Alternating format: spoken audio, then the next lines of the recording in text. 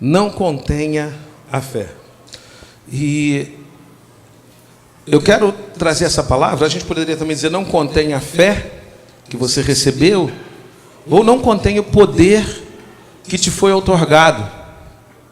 Não contenha o poder que te foi dado, a condição e o direito de poder exercê-lo sobre essa terra, sobre as coisas, sobre as pessoas, porque nós recebemos, como dissemos até hoje aqui, de Cristo uma missão, e Ele nos revestiu do seu poder para que nós pudéssemos executar essa missão. Vamos lá, o texto diz assim, a partir do versículo 1 de Marcos 6. Marcos 6, a partir do versículo 1. E partindo dali, chegou à sua terra, e os seus discípulos o seguiram. E chegando o sábado, começou a ensinar na sinagoga, e muitos, ouvindo, se admiravam, dizendo: de onde lhe vêm estas coisas? E que sabedoria é esta que lhe foi dada? E como se fazem tais maravilhas por suas mãos? Não é este o carpinteiro, filho de Maria e irmão de Tiago e de José e de Judas e de Simão? E não estão aqui conosco suas irmãs? E escandalizavam-se nele.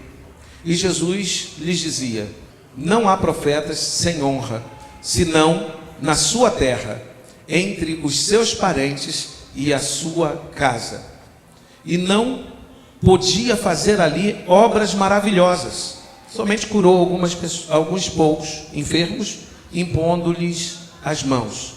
E estava admirado da incredulidade deles, e percorreu as aldeias vizinhas, ensinando. Chamou a si os 12 e começou a enviá-los de 2 a 2. Meus amados, na maioria dos textos que narram esse acontecimento, a gente vai ver algumas narrativas do reino de Deus, não em Marcos, mas nos evangelhos correlatos. A gente vai ver que quando chegou esse momento, Jesus havia falado sobre o reino de Deus, o reino de Deus, o reino de Deus e o reino de Deus. Citou algumas figuras para ilustrar o reino de Deus. Falou que o reino de Deus era como um tesouro que um homem encontra, depois ele volta tão alegre no seu coração, ele compra o campo inteiro onde ele achou o tesouro. Falou sobre alguém que procura uma pedra muito preciosa, ou uma pérola muito preciosa, e que encontrando essa pérola tão preciosa, ele pega tudo que tem e compra aquela pedra tão preciosa com que ele tanto sonhou. E ele cita também outros exemplos, e aquele povo fica maravilhado dessas coisas que eles estão falando. Jesus falou sobre essas coisas, e eles estão maravilhados. Eu imagino aquela multidão que o via, e os seus olhos brilhando. O Júnior falou alguma coisa sobre isso aqui hoje, né? De forma prática. Pessoas, quando ouvem sobre o reino de Deus, sobre a palavra de Deus, mas com o foco central no governo de Cristo sobre as vidas, e o que isso nos traz, o que isso quer promover em nós, e a utilidade disso para Deus. Quando nós pregamos sobre aquilo que traz razão à nossa existência, porque você não deve acreditar que você vive para viver 40 anos, partir daqui, e tudo que você fez não tem nenhuma razão de ter sido, sabe?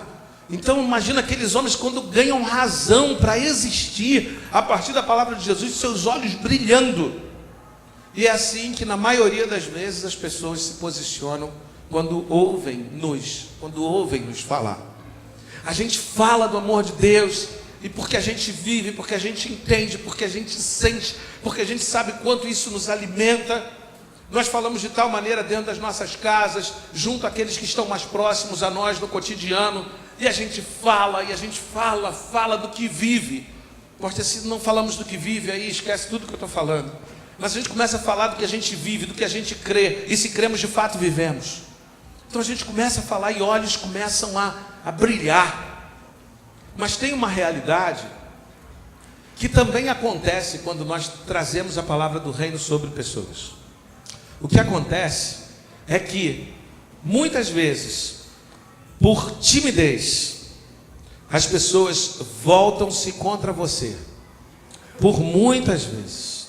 Ou seja, as pessoas, elas temem,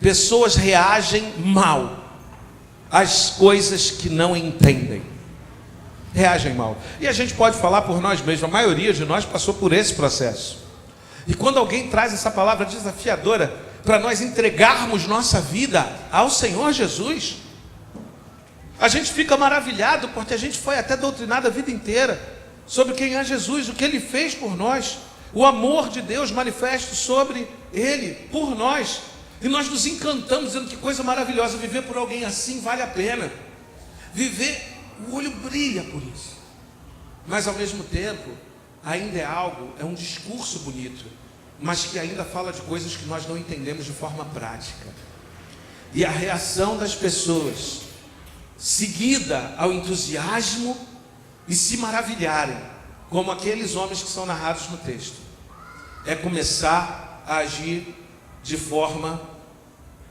má. De forma má. As pessoas reagem mal. Elas se sentem incomodadas, porque vai na contramão daquilo que o mundo nos molda.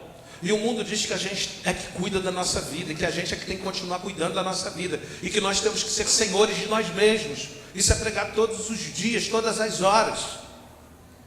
Só que não é uma verdade espiritual, porque cada vez que nós assumimos o controle, nós tiramos o controle da mão de Deus. Cada vez que nós assumimos. Mas isso apavora aqueles que até aquele momento sempre tiveram controle das suas vidas, e eles não entendem que é justamente isso que vai levá-los à perdição. Porque ter o controle da minha vida é negá-lo a entregar a Jesus. Eu não posso fazer uma escolha e a outra ao mesmo tempo. Ou eu controlo, ou Ele controla. E as pessoas temem abrir mão do controle da sua vida, como se tivessem. As pessoas temem. E o que acontece quando alguém tem medo de alguma coisa que se aproxima? Elas reagem mal. Elas reagem mal. Mas essas reações são muito específicas. Pessoas têm a tendência à rejeição aos diferentes. E nós somos diferentes daquilo que a sociedade atual vive, prega, entende e escolheu para si. Aliás, nós e todos aqueles que servem a Jesus desde muito tempo, há séculos, nós sempre fomos na contramão daquilo que a sociedade acreditava e vivia. Porque no momento em que nós nos tornamos amigos de Deus, nos tornamos inimigos do mundo. Porque o mundo não tem a Jesus como seu amigo. Nos dias de hoje, meus amados, a clareza disso é absurda. E nós somos a contramão do mundo sempre. E glória a Deus por isso. Porque nós queremos andar na contramão do mundo. Porque nós queremos andar na mão de Jesus. Na mão de Jesus. Então, o mundo, ele se opõe aos diferentes. E aí, na verdade, qual é o propósito disso? O propósito disso é minar a tua fé. É minar a tua fé. Dentro de casa, muitas vezes, quando nós decidimos viver o que nós decidimos viver em Cristo, meu amado, não pense que optar por Jesus é um mar de rosas, né? Eu costumo sempre lembrar da dificuldade que foi levar Ingrid ao entendimento, Helena ao entendimento do reino de Deus. A dificuldade que foi Lorena do reino de Deus. Hoje está aqui Júnior citando, né? Lorena, essa menina, oh, como eu queria ser igual a essa menina. Vai ser igual a essa menina lá, quando o reino de Deus chegou à minha vida, que falava com ela sobre isso, sobre o governo de Cristo, sobre fazer as coisas por Jesus, e não fazer as coisas, mas ser o alguém que Jesus espera, e não simplesmente fazer as coisas que lhe agradam. É a mudança de quem somos, e não a mudança do que fazemos. Como foi difícil a reação. Lembro mesmo, dias difíceis, dias até de choro, dias de contrariedade dias de me sentir humilhado. De me sentir humilhado. Né? Teve uma história que eu já contei ela aqui várias vezes, mas que foi assim o ápice disso. Foi quando certa vez eu vinha com a Ingrid a caminho aqui na Taquaral, e ela vinha me pressionando tanto. Cadê a Ingrid? Cadê? Está aí? Está lá atrás, se escondendo, mas está lá, né? E ela vinha debatendo tanto e menosprezando aquilo que eu tinha decidido viver, e menosprezando tanto, e vem ela dirigindo, e eu venho ouvindo, e ela menosprezando. Isso é um absurdo, ninguém vive assim, e isso aí está fazendo parte de alguma seita. Não foi isso que eu aprendi em minha vida, porque era uma boa religiosa, muito boa religiosa. Não foi isso que o Senhor me ensinou. E veio o caminho, não lembro de onde a gente vinha, acho que vinha lá de Santíssimo do Rogério, e vem ela. Eu só orava por uma coisa: Senhor, que eu passe na rua A logo. É só o que eu orava. Quando a gente passou na rua A, eu falei, para, ela pensou até que tinha acontecido alguma coisa. Mas era cuidado com o meu coração, que estava começando a ficar envenenado, sabe, de tanto constrangimento. Sabe, a gente está sujeito a isso, a se sentir assim. Eu saí do carro e falei, deixa eu ir, eu vou embora. E aí fui atravessar, moro do outro lado, para quem não conhece, fui atravessar a rua A, ou melhor, a passarela ali da rua A, e fui lá para o outro lado, os camaradas, né? E ela, mas o quê? Eu falei, deixa eu ir embora. Por quê? E aí, tu acha que parou? É a Ingrid, né? E a Ingrid daquele tempo, tu acha que parou? Não, parou não, é assim. Ué, mas não aguenta não? Não vai conversar não? Não vamos acabar de conversar não? Eu falei, eu vou embora. Sabe? Ou seja, graças a Deus, chegou o dia que ela também entendeu. Entendeu que nós não fomos chamados para ser homens e mulheres religiosos, mas homens e mulheres que rendem suas vidas ao Senhor Jesus, que vivem uma nova vida e não novas atitudes. Porque novas atitudes, eu volto a dizer e vou dizer sempre, o religioso é bom de fazer novas atitudes, difícil é mudar quem ele é. Entendeu? E aí a coisa mudou, graças a Deus. Acho que dali a, sei lá, um aninho ou um pouco menos, isso tudo caiu por terra, né? Mas na verdade você vai ser desanimado por aqueles que você ama. Não tem jeito de ser diferente. O que você tem vivido, o que Deus tem te animado a viver, você vai ser desanimado dentro de casa. O texto fala exatamente sobre isso. Jesus está lá em Nazaré, volta às suas origens, com o coração feliz, para dizer assim, eu mudei, agora eu enxergo. Não, Jesus, que Jesus não precisava mudar, mas vamos nos colocar no lugar de Jesus. Eu mudei, eu agora enxergo coisas que eu não enxergava, eu agora enxergo aquilo que Jesus trouxe à minha vida. Você volta lá nas suas origens, você vai dentro da tua casa e fala, você está nos seus amigos mais chegados, você fala, você vai no teu ambiente de trabalho, você fala. Daqui a pouco, meu amado, a gente, se não se preparar, começa a ouvir tanta contrariedade. Você é um bitolado. Você é um bitolado. Eu preferia você como você era. Eu preferia você como você era.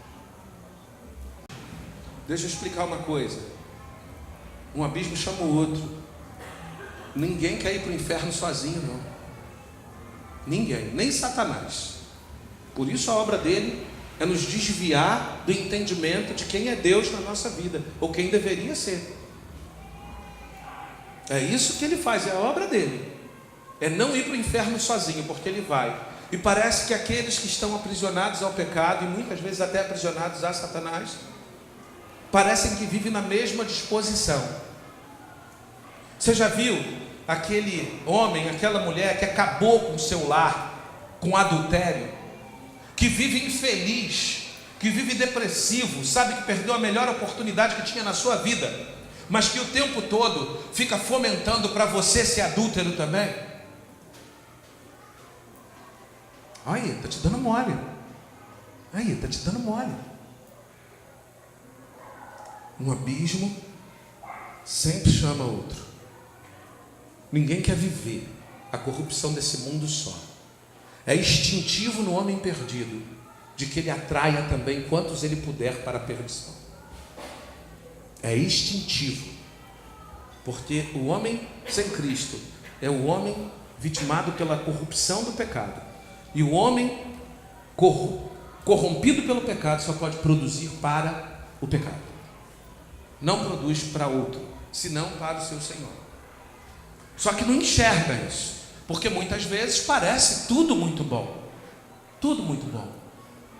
Então as pessoas ao teu lado vão querer estar distantes de você quando você começar a viver sua fé de forma íntegra. Quando você passar a não negociar com o pecado, as pessoas vão dizer que você está errado, que isso é uma abobrinha, mas eu sei que o meu Salvador vive. Amém? Você sabe disso? Amém? Eu sei disso porque ele não é aquilo que eu experimento dos livros, ele não é aquilo que eu experimento dos contos, ele é algo que todos nós temos experimentado na nossa vida. Na nossa vida. As pessoas vão dizer isso para você, ainda mais para você que é jovem, para você que está dentro de uma faculdade.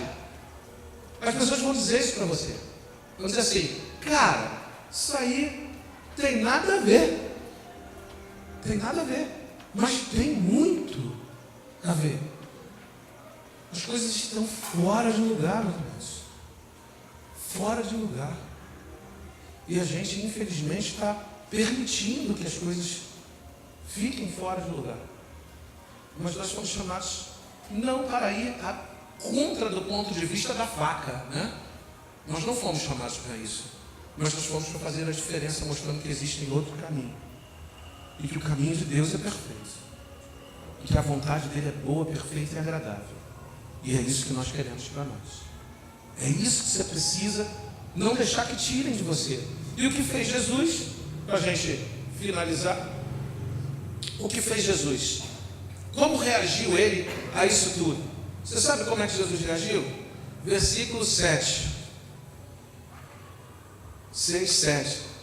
Chamou a si os 12 e começou a enviá-los, 2 a 2, por todas as aldeias, 2 a 2.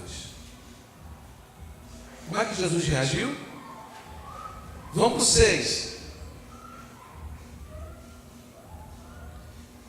Ele estava admirado da incredulidade deles e percorreu as aldeias vizinhas ensinando. Você sabe o que ele fez? Ele não desistiu. Diante de tudo que eles entenderam ou não, diante de tudo que eles falaram, ele não desistiu. Ele não arredou 1 centímetro. A reação dele, a falta de entendimento das pessoas e do desejo de tê-lo fora dali, fez que brotasse no seu coração uma visão maravilhosa. Sabe qual era a visão?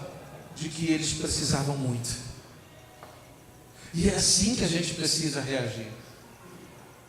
Cada vez que o mundo vem na contramão do que Cristo traz para nossas vidas, nós precisamos reagir, sabe como? Amando mais, não desistindo, não nos calando, para que outros possam ser tocados pelo Espírito Santo de Deus e trazidos à condição de filhos amados de Deus. Não é o contrário, não é desistindo. Às vezes eu tive impressão, em alguns momentos na leitura desse texto, e dessa vez escolhi para trazer ele justamente por isso, que Jesus saiu dali, literalmente saiu de Nazaré e ponto. Saiu nada, meu amado. Saiu nada, ele saiu. Mas como é que foi a saída dele? Estava admirado da incredulidade deles e percorreu todas as aldeias circunvizinhas. Todas. Continuou andando ali mesmo e dando chance a tantos outros quanto pudesse.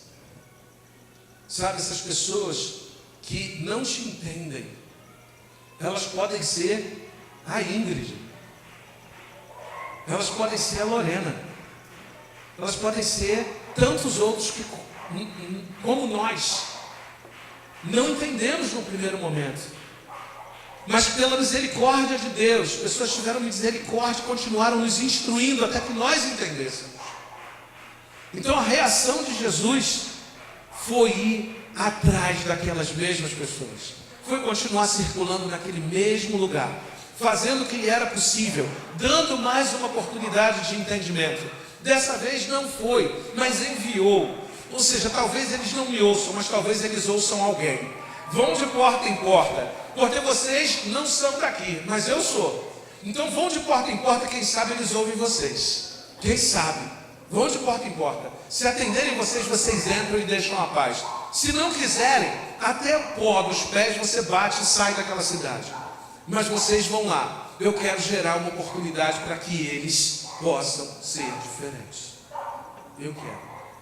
Sabe? Então, e o resultado disso, a gente vê lá no versículo 33. Diz assim: a multidão viu-os partir. Viu hoje, não viu a Jesus não. A multidão viu eles partindo, os apóstolos, os discípulos partindo com Jesus. Então a multidão viu-os partir e muitos os conheceram e correram para lá, a pé, de todas as cidades, e ali chegaram primeiro do que eles, e aproximavam-se deles. Sabe o que Jesus fez? Ele fez a única coisa que a gente pode ter certeza que a gente precisa fazer nessas horas. Ele continuou trabalhando na vida dos discípulos. Não desistiu. Enviou os 12. Em outro momento ele está enviando 70. Ele continuou trabalhando em vidas, não se importando com aqueles que não queriam, mas se importando com aqueles que podiam abrir o seu coração e receber a novidade de vida em Jesus. Ele se preocupou com isso. Nós não podemos desistir. Nós não podemos parar. Você não pode parar. Não desanime. Talvez você não perceba, mas você já está desanimado e já está parado dentro da tua casa. Às vezes você está parado, morrendo espiritualmente dentro da tua casa por causa dos teus.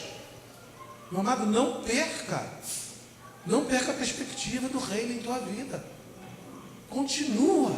Segue contrariando tudo e todos. Segue contrariando tudo e todos. Mas seja fiel a quem lhe enviou. Sabe, é isso que Jesus foi em todo o tempo, fiel a quem lhe enviou. E agora chegou a tua vez e a minha vez de ser fiel àquele que nos enviou, aquele que nos envia. Ser fiel, não desistir. A gente tem um mundo para ganhar. Um mundo. Não descanse. Não se baste. Não desista. Não se baste. A comodidade não é lugar para nós. Não é lugar para nós. O lugar para nós é Jesus. É nos parecermos com Ele. Então não há lugar de descanso para nós.